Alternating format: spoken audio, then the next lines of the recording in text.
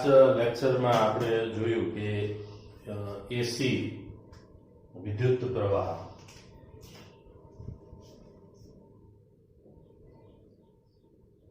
AC voltage V is equal to Vm sin omega t છે અને એસી પ્રવાહ એ I is equal to Im sin omega t છે. મતલબ AC voltage સમય સાથે આવર્ત રીતે બદલાય છે. આવા સમય સાથે આવર્ત રીતે બદલાતા વોલ્ટેજને ક્ષણે ક્ષણે માપવું ખૂબ મુશ્કેલ હોય છે. માટે એસી વોલ્ટેજનું એક આવર્તકાળ પર સરેરાશ મૂલ્ય માપવામાં આવે છે, અથવા આ પ્રકારના એસી વોલ્ટેજ અને પ્રવાહ માપવાના મીટરો છે, એસી મીટર કહેવાય, જે વોલ્ટેજ અને પ્રવાહની આરએમએસ વેલ્યુ માપે છે.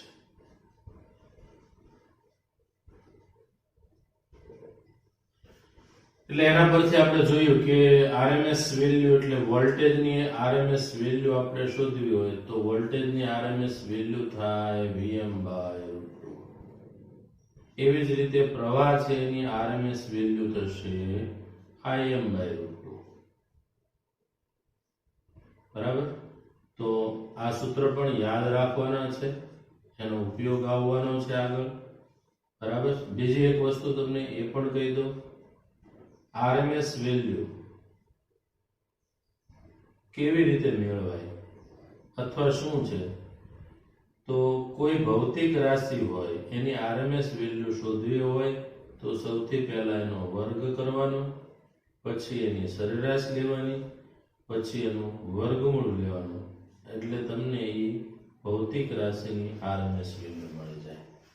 એવી જ રીતે આરએમએસ જોતું હોય તો સૌથી પહેલા પ્રવાહ છે એનો વર્ગ કરો. પ્રવાહનું કોઈ સમીકરણ આપેલું હશે, ઇક્વેશન હશે, જે સાઇન અથવા કોસ વિધેય આધારિત હોય, પછી એની સરેરાશ લો અને પછી એનું વર્ગમૂળ, એટલે તમને આરએમએસ વેલ્યુ મળે. બીજી એક બાબતની ચર્ચા મારે એ કરવાની છે કે આપણે ધોરણ 11માં તરંગો વિશે અભ્યાસ કરીએ.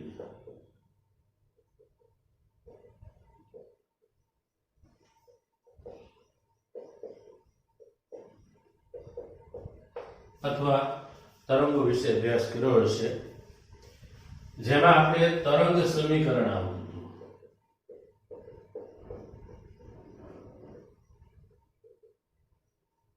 y બરાબર a sin omega t plus phi. આ સમીકરણની અંદર y છે એ સ્થાનાંતર બતાવે છે કણનું, a છે એનો કંપ વિસ્તાર છે, અને આ જે સાઇન હોય કે કોસ હોય, જે હાર્મોનિક વિધેય છે અથવા આવર્ત રીતે બદલાતું વિધેય,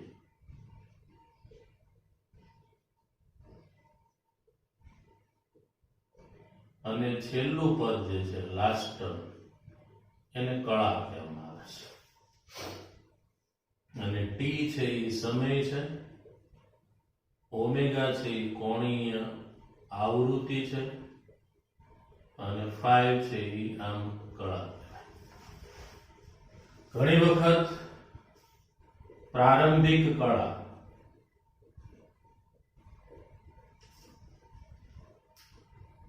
t બરાબર 0 સમયે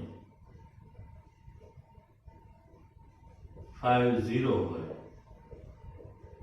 તો y is equal to a sin omega t લખાય છે. અને આમે કહી શકો t ની વેલ્યુ 0 મૂકો, મતલબ કે t જ્યારે 0 હોય તો y પણ કેવો થશે 0. બરાબર. અથવા કોઈ કણ, ત્યારે આપણે એવો ઉલ્લેખ કરતા હતા, જ્યારે કોઈ કણ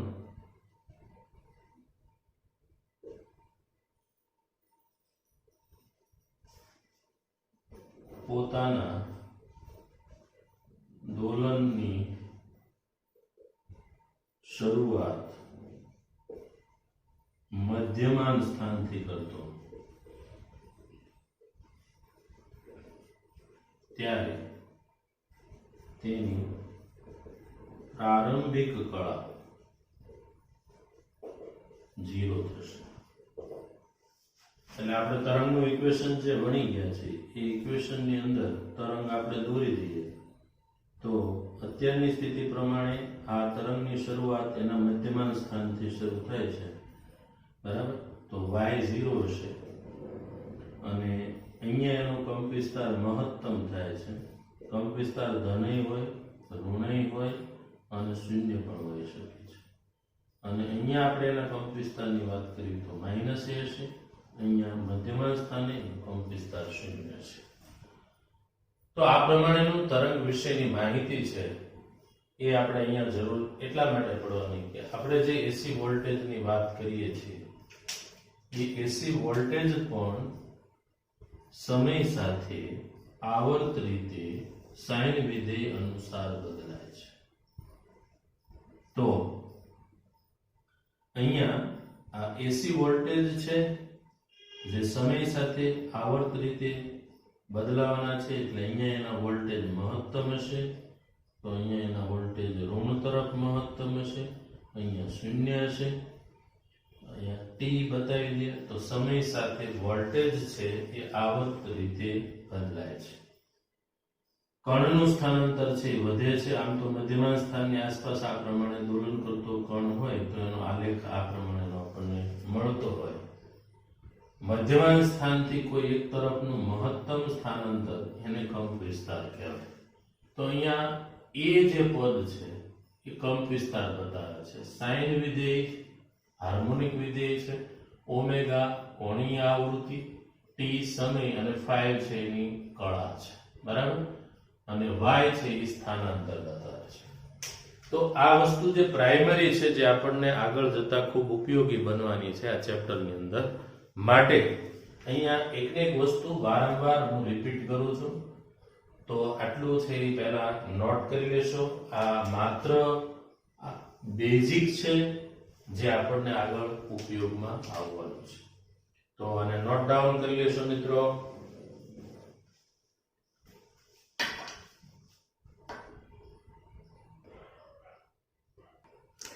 વિદ્યાર્થી મિત્રો, આપણે એવો એક પરિપથ જોવા જઈ રહ્યા છીએ. ખાસ કરીને આપણા ઘર વપરાશની અંદર ડીસી ઉપકરણો પણ હોય છે અને એસી પણ હોય છે. ઘણા એવા એસી ઉપકરણો છે જે એસી વોલ્ટેજથી ચાલે છે, એની અંદર જે પરિપથ હોય છે એવા એસી પરિપથો છે એના વિશે આપણે અભ્યાસ કરવાનો છે. તો સૌથી સિમ્પલ એક પરિપથ સાથે આપણે ચાલીએ.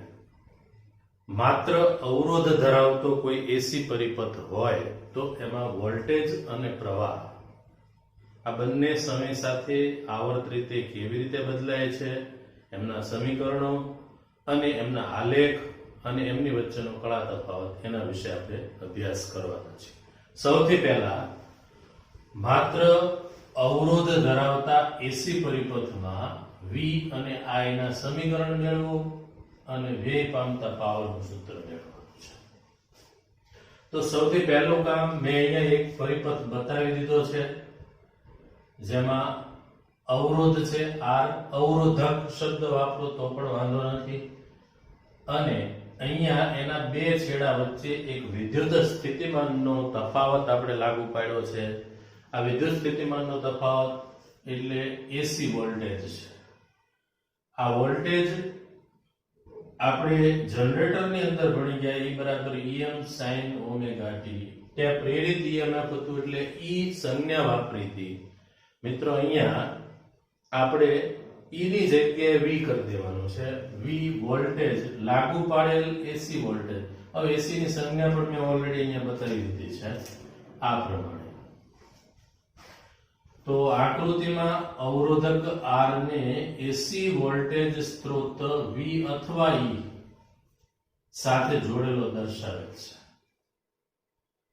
અવરોધક R ના બે છેડા વચ્ચેના વોલ્ટેજ V બરાબર Vm sin omega t AC voltage જે આપણે એને લાગુ પાડી દીધા છે. એટલે આ વોલ્ટેજનું સૂત્ર થઈ ગયું મિત્રો. હવે આ વોલ્ટેજ આપણે એપ્લાય કરીએ છીએ એટલે આ પરિપથમાંથી પ્રવાહ પસાર થતો હોય તો આ અવરોધકમાંથી પસાર થતો પ્રવાહ શોધી કાઢીએ. તો અવરોધકમાંથી પસાર થતો પ્રવાહ શોધવા માટે આ બંધ પરિપથ છે. મિત્રો તમે ત્રીજું ચેપ્ટર જ્યારે ભણશો ત્યારે કિર્ચોફના બે નિયમ આવશે. એક નિયમ છે વિદ્યુતભાર સંરક્ષણનો, બીજો છે ઊર્જા સંરક્ષણનો નિયમ છે. અહીંયા આપણે બીજો નિયમ છે એ એપ્લાય કરવાના છીએ કે કોઈ બંધ પરિપથની અંદર લાગુ પાડેલા વોલ્ટેજ એ ઘટકોના PD ના સરવાળા જેટલા હોય છે. લાગુ પાડેલા વોલ્ટેજ આપણે કેટલા છે મિત્રો? તો લાગુ પાડેલ વોલ્ટેજ V છે. ઘટક કેટલો આવેલો છે? 1. આ જે ઘટક છે એનો PD એટલે આમાંથી પસાર થતો પ્રવાહ I હોય. આનો અવરોધ R છે એટલે V IR સૂત્ર કહેવાય, જે વિદ્યુત સ્થિતિમાનનો તફાવત. એને લખશું આ પ્રમાણે. સ્મોલ I લીધો છે આપણે સંજ્ઞામાં અને R. તો અહીંયા મૂકી દઈએ R. V એટલે કેટલા વોલ્ટેજ લાગુ પડ્યા છે? તો કે Vm sin ઓમેગા t. આનો અર્થ એવો થયો કે આ બે સમીકરણો છે એને તમારે સરખાવી દેવાના છે. V Vm sin omega t. બેની કમ્પેરિઝન કરશો એટલે IR બરાબર Vm sin ઓમેગા t તમને મળે. હવે આમાંથી આપણે પ્રવાહ જોઈએ છે એટલે I ને કરતા બનાવો, R ને છેદમાં લઈ જશું એટલે આપણને પ્રવાહ નું સૂત્ર મળ્યું. I બરાબર Vm upon R sin omega t. જો R અચળ હોય તો Im બરાબર Vm upon R લખી શકાય. આનો અર્થ એવો થયો વોલ્ટેજ મહત્તમ તો પ્રવાહ મહત્તમ થશે. R તો અચળ છે એટલે જેવો વોલ્ટેજ એવો પ્રવાહ, જેવો V એવો I. V સાઇન પ્રમાણે બદલાય તો I પણ સાઇન પ્રમાણે બદલાય છે. એટલે જેવો V એવો I થશે, જેવો વોલ્ટેજ એવો પ્રવાહ થશે. તો Vm upon R થયો. Vm upon R માં Im નો મીનિંગ આપણે એવો લેશું કે અહીંયા વોલ્ટેજ અને પ્રવાહ બે આવર્ત રીતે બદલાય સાઇન વિધેય અનુસાર. માટે Im છે એ કંપ વિસ્તાર થયો કહેવાય. એટલે Im બરાબર Vm upon R જે પ્રવાહનો કંપ વિસ્તાર છે. અવરોધક R માંથી પસાર થતો પ્રવાહ I બરાબર Im sin ઓમેગા t. આ આપણને પ્રવાહનું સૂત્ર મળી ગયું જે અવરોધમાંથી પસાર થતો પ્રવાહ છે. હવે મિત્રો વોલ્ટેજ છે એ પણ સાઇન નું વિધેય છે, પ્રવાહ છે એ પણ સાઇન નું વિધેય છે. મતલબ V અને I બંને સાઇન વિધેય અનુસાર બદલાય છે. તો V અને I બંને સાઇન વિધેય અનુસાર બદલાય. એક જ સમયે શૂન્ય થાય, લઘુત્તમ અને મહત્તમ મૂલ્ય ધારણ કરે છે. હું તમને બતાવી દઉં. શૂન્ય, લઘુત્તમ અને મહત્તમ. તો અહીંયા મેં આલેખ દોર્યો છે. V અને I વિરુદ્ધ સમય સાથેનો આલેખ છે. તો બ્લેક કલરની પેનથી મેં વોલ્ટેજનો ગ્રાફ દોરેલો છે સાઇન વિધેય અનુસાર. તમને પણ ખ્યાલ છે સાઇનની શરૂઆત sin 0 0 થશે. એટલે એક ચક્ર દરમિયાન V કેવી રીતે બદલાય છે? તો વોલ્ટેજનું મૂલ્ય વધતું જાય, મહત્તમ થાય, ઘટતું જાય, શૂન્ય થાય, પાછું લઘુત્તમ તરફ ઋણ મળે, આપણને લઘુત્તમ મળે, પાછું શૂન્ય થાય છે. તો પ્રવાહ એ પણ વધતો જાય, મહત્તમ થાય, ઘટતો જાય, શૂન્ય થાય, પાછું લઘુત્તમ થાય, પાછું શૂન્ય થાય છે. તો જેવી રીતે વોલ્ટેજ બદલાય છે એવી જ રીતે પ્રવાહ બદલાય. તેથી કહી શકાય કે માત્ર અવરોધવાળા એસી પરિપથમાં V અને I સમાન કળામાં હોય છે અથવા એમની વચ્ચેનો કળા તફાવત શૂન્ય હોય છે. કળા તફાવત એટલે phi2 minus phi1 એ 0 લખાય અને આનો મીનિંગ જ એવો થાય 0 છે એટલે આ પહેલી બાજુ જાય તો phi1 બરાબર phi2 થાય. એટલે કાં તો બંને સમાન કળામાં હોય એમ કયો તો પણ ચાલે અથવા બંને વચ્ચેનો કળા તફાવત શૂન્ય છે. લાગુ પાડેલ વોલ્ટેજની માપક પ્રવાહ પણ સાઇન વિધેય મુજબ બદલાય છે. એટલે પ્રત્યેક ચક્ર દરમિયાન તેને અનુરૂપ ધન, તો જોઈ શકો છો વોલ્ટેજ ધન, શૂન્ય, ઋણ, શૂન્ય, ધન આ પ્રમાણે છે. એટલે ધન ઋણ મૂલ્ય ધારણ કરે છે. તેથી એક પૂર્ણ ચક્ર દરમિયાન તત્કાલીન પ્રવાહ તાત્ક્ષણિક પ્રવાહના મૂલ્યોનો સરવાળો શૂન્ય થશે અને સરેરાશ પ્રવાહ પણ શૂન્ય થાય. કારણ કે સાઇન કે કોસ વિધેય છે એનું એક આવર્તકાળ પર આનો જવાબ આપી દો. કારણ કે સાઇન કે કોસ વિધેય એક આવર્તકાળ પર સરેરાશ મૂલ્ય શૂન્ય થાય. ફરીથી સૂત્ર યાદ કરાવી દો મિત્રો. 1/t 0 થી t sin ωt dt = 0 અથવા cos હોય તો પણ 0. તો આ V અને I નો આલેખ બતાવ્યો છે સમય સાથેનો. વોલ્ટેજ અને પ્રવાહ છે સમય સાથે આવર્ત રીતે કેવી રીતે બદલાય છે એ મેં દર્શાવી દીધું છે. તો આપણી પાસે માંગ્યા હતા V અને I ના સૂત્રો. V નું સૂત્ર આવી ગયું છે, આપણી પાસે I નું સૂત્ર પણ આવી ગયું છે, બરાબર, અને એનો આલેખ પણ દોરી નાખ્યો છે. હવે માત્ર આપણે એના પાવરનું સૂત્ર મેળવવાનું છે. તો સૌથી પહેલા આને નોટ કરી લેશો.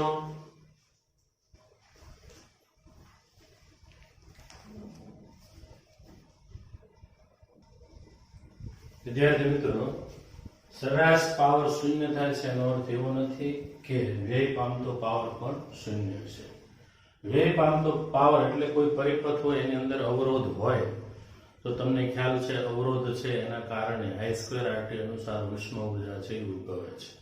એટલે વ્યય પામતો વિદ્યુત પાવર કે જૂલ પાવર, ઉષ્મ ઉર્જા સ્વરૂપે વ્યય પામતો પાવર, આ બધા સમાન અર્થ જ થાય છે. તો એ મેળવીએ આપણે. અવરોધ ધરાવતો એસી પરિપથ હોય એમાં વ્યય પામતો પાવર, તો વ્યય પામતો જૂલ પાવર P બરાબર I2R છે, જે ઉષ્મા ઉર્જા સ્વરૂપે વ્યય પામતો પાવર છે. હવે I2 પર આધારિત છે. તો આપણે જોયું કે આપણે જે એસી પ્રવાહ છે એ સમય સાથે આવર્ત રીતે બદલાય છે એટલે ધન અને ઋણ છે, બરાબર. તો આ પાવર છે એ I2 ઉપર આધારિત છે, નહીં કે I ઉપર. કહેવાનો મતલબ એ છે કે એસી પ્રવાહની અંદર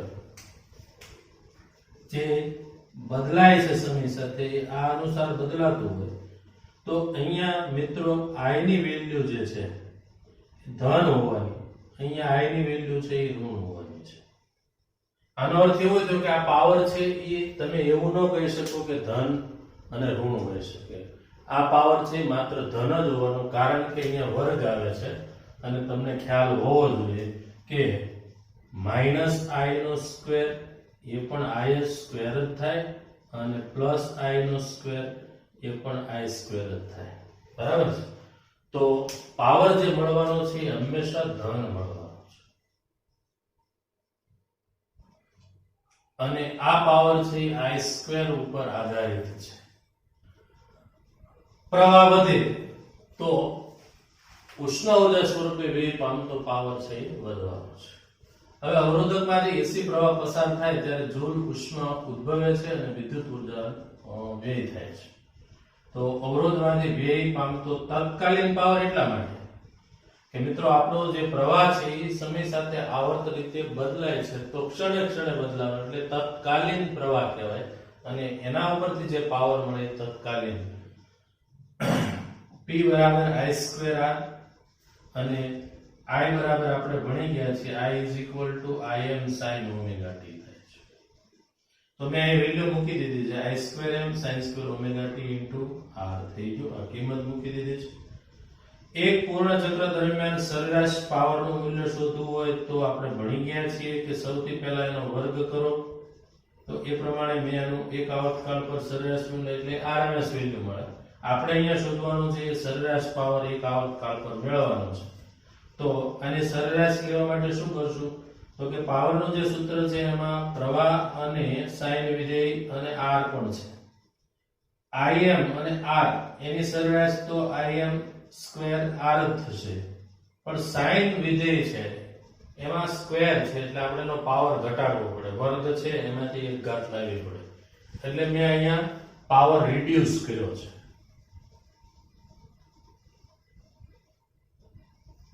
ફોર્મ્યુલા છે ઘાત ઘટાડવા માટેનું આ સૂત્ર છે આખું.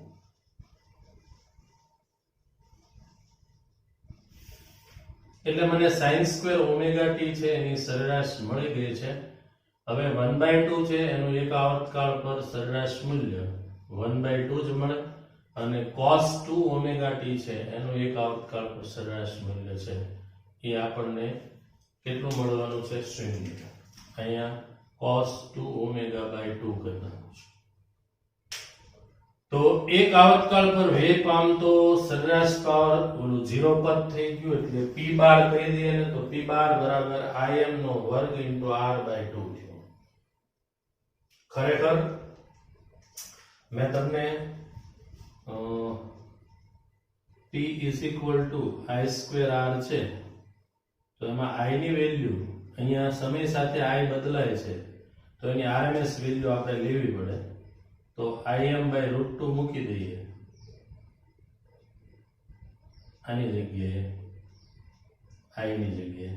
તો આ IRMS છે.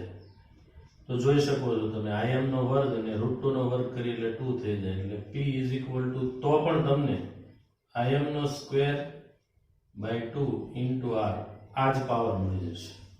બરાબર? જે DC power I square R છે એના જેવું જ ઇક્વેશન થયું એટલે આપણને આ વ્યય પામતો પાવર મળી ગયો છે. તો નોટ કરી લેજો મિત્રો, આ રીતે તમને એસી નેટવર્ક હજી આગળ આપણે ભણવાના છીએ.